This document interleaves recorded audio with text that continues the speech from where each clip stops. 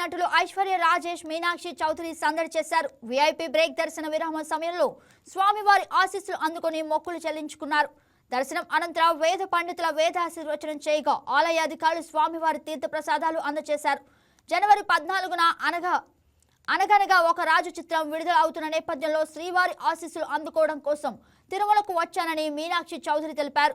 ప్రతి ఒక్కరూ ఈ చిత్రాన్ని చూసి ఆదరించాలని ఆమె కోరారు. తన తర్వాత చిత్రం నాగ చైతన్యతో చేస్తున్నట్లుగా తెలిపారు. అనంతరం ఐశ్వర్య రాజేష్ అందరికీ సంక్రాంతి శుభాకాంక్షలు తెలిపారు. ప్రస్తుతం చాలా సినిమాలు చేస్తున్నామని, త్వరలోనే వాటి వివరాలు వెల్లడిస్తామన్నారు.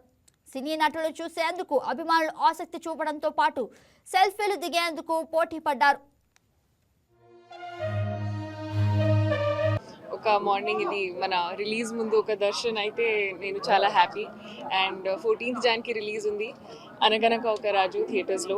సో చాలా చాలా హ్యాపీ, చాలా సంతోషంగా ఉంది తిరుపతికి రావడం. ఇక్కడ వెంకటేశ్వర స్వామి దర్శన్ తర్వాత మన రిలీజ్కి ఒక ఫుల్ జోష్తో చేస్తే నేను చాలా హ్యాపీ. సో మీరు కూడా చూడండి సినిమాస్లో.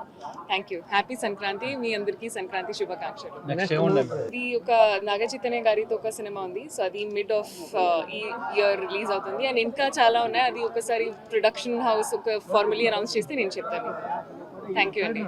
చాలా మంచి దర్శనం అయింది. టీటీడీ వాళ్ళు మంచి దర్శనం అరేంజ్ చేశారు. వైకుంఠ ఏకాదశి రేపుతో క్లోజింగ్. సో చాలా సంతోషంగా ఉంది ఈ రోజు వచ్చిన దానికి. నాతో పాటు మీనాక్షి కూడా వచ్చింది, చాలా సంతోషం. అండ్ అన్ని సంక్రాంతి సినిమాలకి wishing you all the best and success. Thank you. చాలా ఉన్నాయి, వస్తాయి ఈ ఇయర్ వచ్చినప్పుడు చూడండి. Okay sir, thank you. ఈ వీడియో మీకు నచ్చినట్లయితే లైక్ చేయండి, షేర్ చేయండి, మా ఛానల్కి సబ్స్క్రైబ్ చేయండి.